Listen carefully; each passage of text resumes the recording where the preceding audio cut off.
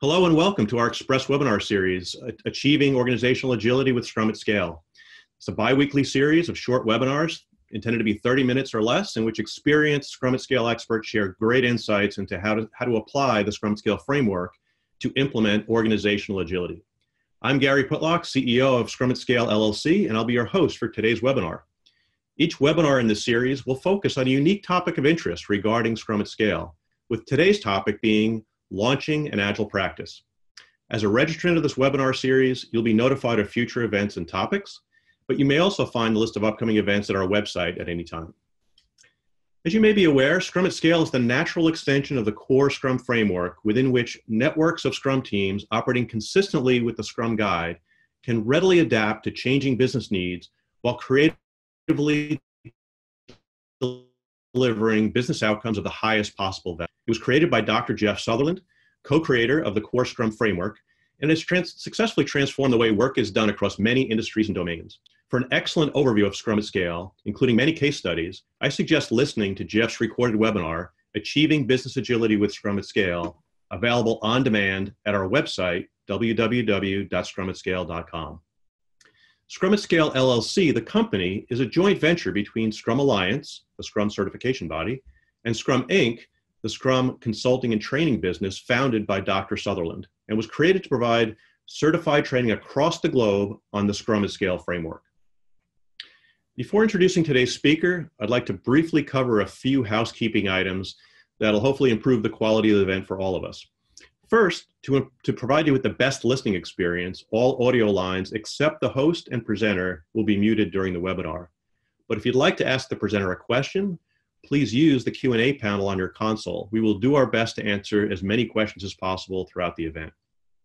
You may use also the chat feature to share comments with other webinar attendees, but please be sure to direct all questions intended for the presenter strictly through the Q&A panel.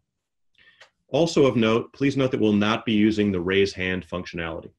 So you can try using that all you want, but we're not going to respond to it.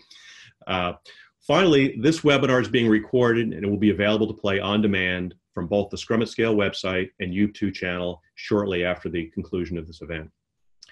So we're now ready to start today's presentation, and for that, I'd like to introduce our speaker, Steve Martin. Steve Martin is an enterprise agility consultant, coach, and certified Scrum at Scale trainer who works with management and executive teams as they adopt and expand Agile approaches across their organizations. Steve has over 25 years of experience from Fortune 500s to startups across multiple industries, including finance, healthcare IT, medical devices, biotechnology, communications, publishing, and more. Steve is also pursuing his doctorate in leadership during organizational change. With that, welcome, Steve, and thank you for sharing your insights with us today. Great. Thank you, Gary. I'm just really super excited to be here today to talk about some steps to take to set up an Agile practice. Now, before I get into some of those steps, I do need to do just a quick recap of the overall Scrum at Scale framework so we can see how a really well-functioning Agile practice can make a positive impact on their organization and their Agile transformation success. You know, as you already may know, especially if you've seen one of the introductory webinars mentioned earlier by Gary, is that the Scrum Guide focused primarily at the individual Scrum team level. But to really make that quantum leap into a really highly effective organization, Dr. Sutherland created the Scrum at Scale Guide, which is intended to help a network of Scrum teams address those complex adaptive problems.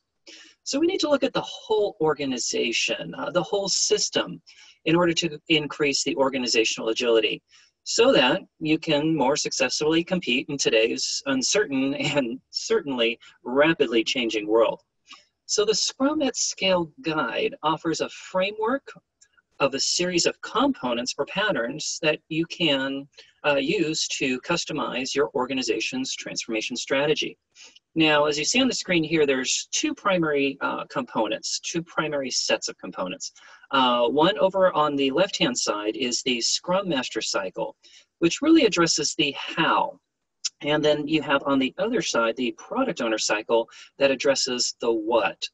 And it's these components, everything that you see on the screen here, That's what the Agile practice will be working with. But with so many components available to you, where do you begin? Now, we'll get there shortly with the information on the Agile practice, but the Agile practice first needs to know what to work on, which could influence who might be included in that Agile practice. So one of the ways that you can kind of get an idea of areas that you want to work on is through creating what we like to do is a heat map. For instance, as part of a certified Scrum and Scale practitioner workshop, the participants themselves create a heat map like you see in the photo here, in which they evaluate how they're doing with respect to each of the Scrum and Scale components. Now, the columns represent a team or an initiative or product area, and each row represents one of the scaling components or one of the patterns in the Scrum Scale framework. Now, we can see from this heat map on the screen, there are certain areas and teams that might need a little more help than others. So we can use this really visual information to ultimately create a backlog of items that may be worked upon by the Agile practice. Now, again, when you know the areas to work on, it may influence who's going to be included in your Agile practice, as well as the structure of your Agile practice. Now, here's the key. Now, regardless of the area that is selected to be worked on, chances are there's going to be a change from your status quo. And this is why I like to talk a little bit about the Cotter 8 Steps for Change model, which might come into play for your organization. Now, there's multiple change models out there. There's ADKAR, there's McKinsey 7S, amongst some others. But in my experience, the Cotter model seems to work pretty well with Scrum at Scale. So let's just really briefly look at this model. Now, in order to have some lasting change, first your leadership needs to create a compelling sense of urgency. This is usually done by a group called the Executive Action Team, which we're going to talk about really briefly in the next slide. But once you have this sense of urgency, what you're going to do is you're going to build a guiding coalition that's going to help you create a vision, enlist volunteers, and create a list of work, a list of things that you want to do. And this whole building a guiding coalition, this is that Agile practice. And when you have that vision and the initiatives and you're enlisting volunteers to help you out, those are the folks that are going to be working through a backlog of things to enable by removing organizational barriers. And if you can generate some short-term wins within just a couple days to a couple of weeks, what that's going to do is that's going to help accelerate some of the change and help sustain some of the change and institute it as part of the organization moving forward. So just wanted to introduce some of those core concepts with a Scrum Scale framework, with the change model, because we're going to really focus in on these two bits right here, creating the sense of urgency and then building a guiding coalition. All right, so let's talk really quick about the Executive Action Team. As mentioned earlier, it typically consists of C-levels or high-level persons who are in your organization. They in particular really help create that sense of urgency in form of a transformation strategy that needs to align well with your company's overall strategy.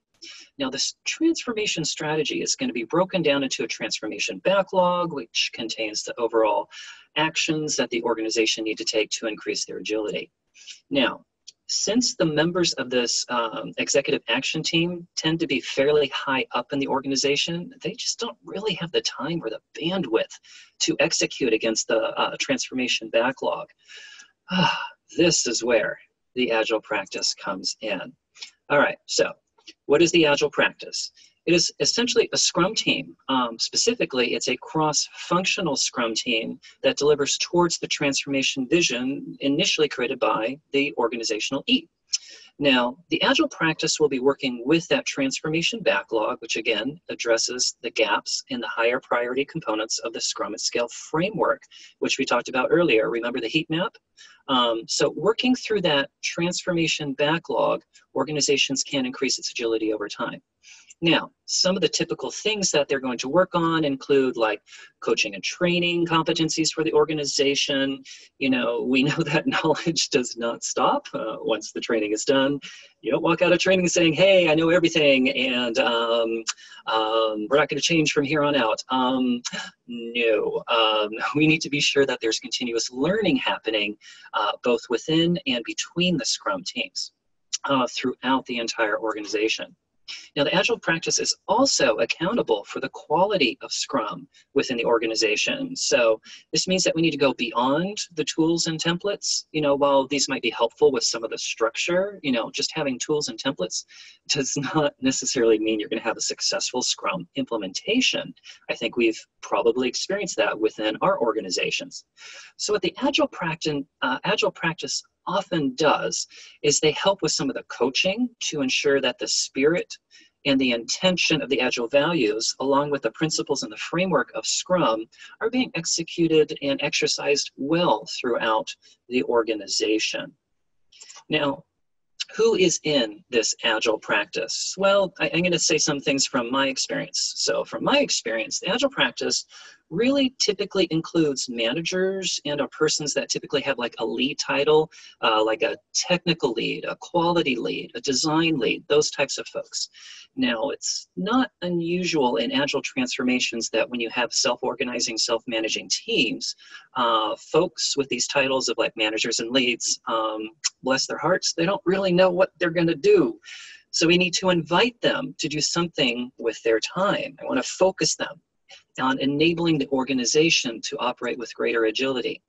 So participants in this Agile practice must understand that the Agile practice is a role. It takes time. So what this means is they're going to need to deprioritize some of that less value-added work, the status reports and things like that, typically in the existing processes and control structures. And I need to get about 40 to 50% of their time, yep, you heard that right, 40 to 50% of their time devoted to this Agile practice. Because you know what? Change is work. Change requires investing time, especially if you want to move the needle, and you want to move the needle within a certain time frame. It's going to take work and take effort. Lastly, I want to make sure that the folks who are in that Agile practice have that complete set of skills necessary just to make sure that that Scrum team, that Agile practice, is set up for success. So I want to make sure that those core team participants remain consistent, and you're likely going to select folks as members of this Agile practice based off of what you had from that heat map. And so just kind of keep some of those things in mind. Folks typically ask, all right, what are some examples of some things that people might work on as part of an Agile practice? Here's just a couple things that we worked on with some of my other clients. What we've done is we've looked at what we've called low value meetings, monthly status reports, weekly status reports. There was one organization I was working with. They had a weekly portfolio update with 40 to 50 projects being reviewed. It took around 2 hours of dozens and dozens and dozens of people. Somebody would speak for 5 minutes and then sit down and then go do their email. Not a good use of time. And so what we did with that organization is we took a look at those meetings, and then we implemented some Scrum at Scale events like the Scale Daily Scrum. We implemented the EAT. We implemented a Meta Scrum. Again, you can learn more about those through the introductory webinars. So we implemented some of those things. Another group, highly compliant. We updated their compliance models for new product development, new product initiation, and things like that. And so we introduced, I'm going to use the word processes and practices for some phaseless approaches to working with some things. Other groups, we've done some training, we've implemented pairing and things like that to create a learning, continuous improvement organization. And then some of the APs that I worked with, we've actually restructured bits and pieces of the organization so that we could have stable Scrum teams. Because, you know, once you have a high-performing Scrum team, you don't want to break them up, and you want to have them focused in a certain area. So we had to look at the structure of the organization, and we moved some things around. So these are some examples that we've seen as part of Agile practice with some of my clients out there. Now, where do you get started? So this is just kind of a general swath of how to get started. The first one is fairly obvious, but you would be surprised at how many people skip this first step. So the persons in the Agile practice, just like Scrum teams, they need some education in Scrum. The AP is a Scrum team, so they need to learn the core concepts. Now, they're going to be taking a look at things such as, the roles, the events, and the artifacts. But I really want the Agile practice to understand the why Agile, why Scrum works, because that's going to feed into their backlog, and especially with all the components of the Scrum at Scale guide, all right? Now, these are also volunteers who are brought into the concept of Scrum, and they understand the sense of urgency. So when you have folks that become prisoners as part of this, it tends to be a little bit on the toxic side. I'm all for good banter and for some good conversation, but I want to make sure that it's constructive. And that typically comes from people who volunteer or who opt into the Agile practice.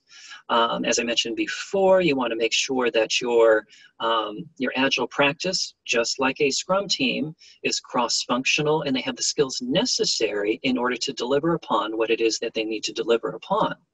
Then you need just to do the normal things that you would do with any other Scrum team. Set up the events, which would be planning. You would have a sprint review. In this case, in the sprint review, who are your clients as the Agile practice? Well, it's the other teams, the other Scrum teams. So you're going to have them attend and things like that. You need a product owner, Scrum master, you need a backlog, all those things like that. So you can see really quickly the need and the importance for these folks to be freed up with their time. They need to unwind, detangle from things they're working on already, so that they have time to work on the Agile practice things. Now let me show you an example of one of the Agile practices that we actually had set up. It all started with an executive action team that had a combination of C-levels and some Agile experts who created a vision, and they came up with a prioritized group of epics using a heat map of saying, hey, these are the areas that we wanted to work on. And they came up with 3 areas. The first area was technical enablement. One of the components in the Scrum Scale guide is the deployment component. They had a tough time deploying, and so they wanted to spend some time there. The next one was with practices. We had multiple sites, multiple teams, multiple products, and we wanted to have a degree of consistency in terms of values and principles as we looked at practices across the organization.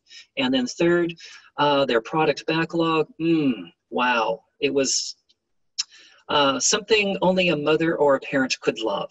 And so we needed to spend a lot of time with setting an overall organizational portfolio. So what we did is we got a set of managers, leads, and we created 3 small individual Scrum teams as part of an overall Agile practice, and each one of them had their own transformation backlog. And just kind of like when you've got multiple Scrum teams working together, we wanted to have a Scrum of Scrums master across the Agile practice, as well as a product owner across the Agile practice. And that's everything that we pulled in together. Now, you're probably looking at this and going, oh my gosh, look at all this structure. Look at all these people. Do I actually need everybody here? Well, this is where you have to go back to the concept of the minimum viable bureaucracy. And this MVB can be very contextual, meaning it's the size of the organization, what you're working on, how much change you want to make, and it's time bound. So you want to make sure that the people that you have in this may come in and come out depending on what it is that you're going to be working on for that particular vision and for that particular epic level for the Agile practice. So do you really need 3 separate Agile practice Scrum teams? No. You know, as we got into about a year into their particular Agile transformation, what happened is that that third one that related to product, we just kind of took that one out. And since the practices were going well, we took the practices one out and then we refocused it in another area. The only one that really kept going was the deployment area. So something for you to consider. Now, smaller companies don't necessarily need to have a separate Agile practice from the EAT. I mean, if you only have 50 employees, 100 employees, and you have, let's say, just maybe less than a dozen Scrum teams or teams out there, the structure from the previous slide might be a little bit heavy. So it's not unusual for the EAT to also be the Agile practice for some companies as well. All right, so there's some tips and tricks and things that we had available to you for an Agile practice. And so some of the key takeaways I wanted you to have was the Agile practice is a Scrum team, and it needs to operate like all other Scrum teams. It's cross-functional, self-organizing, small, 3 roles, 5 events or ceremonies, and 3 artifacts. And again, key, we want to make sure that they understand the why. And the why for the why is your actions as the Agile practice speak so much louder than words. You really need to model the behaviors that you expect of the other folks on the other Scrum teams. So you just want to make sure that you're operating consistently with Agile values and with the framework itself. And then lastly, being on an Agile practice is not an and. This is not something that you can do and on top of your existing work. It's an or. That means you're going to have to make some decision. That's why you want to have the executive action team there to help you deprioritize and get some things off your plate so that you can address organizational efficiency, because that is change, and change takes effort, focus, and time. So those are just some ideas that I wanted to throw out there today. And then Gary, it looks like we've had some questions that were popping up throughout our little time here together. Maybe we can spend a few minutes and go over some of those questions. Yeah, thanks, Steve. First of all, that was a great presentation, and thanks for sharing those insights. You obviously stimulated a lot of thought amongst our audience, and there's some really good questions and some common threads. So I think the first one we'll cover is one that's come up from several participants, and that was around metrics and measurement. So what do you recommend for metrics to tracking the progress of the Agile practice team? And what measures and KPIs would you put in place to measure the Agile practice accountability on the quality of Scrum within the organization? So, fantastic question. I think that's one of the top 3 questions that I get. Now, there is not a straight answer for this. I'll say my philosophy and how I've used it at other organizations. I love me a balanced scorecard. Kaplan and Norton, where you've got 4 parts. And you can very quickly and easily in one sheet of paper with a couple metrics in each quadrant really say, here is the health of an organization. Now, of course, you're going to have some financial things, stuff like that in one of the quadrants. But you're also going to have some other metrics in terms of the internal processes and internal practices, things such as percent increasing velocity, within a team, things such as how much time it takes you to do a merge. That's a good forward-looking indicator. The other thing that I like to have is in another quadrant, how are folks feeling in terms of the teams themselves, things like happiness metric, and things that they're learning, stuff like that. And then in the 4th quadrant, I want some sort of customer experience, customer satisfaction.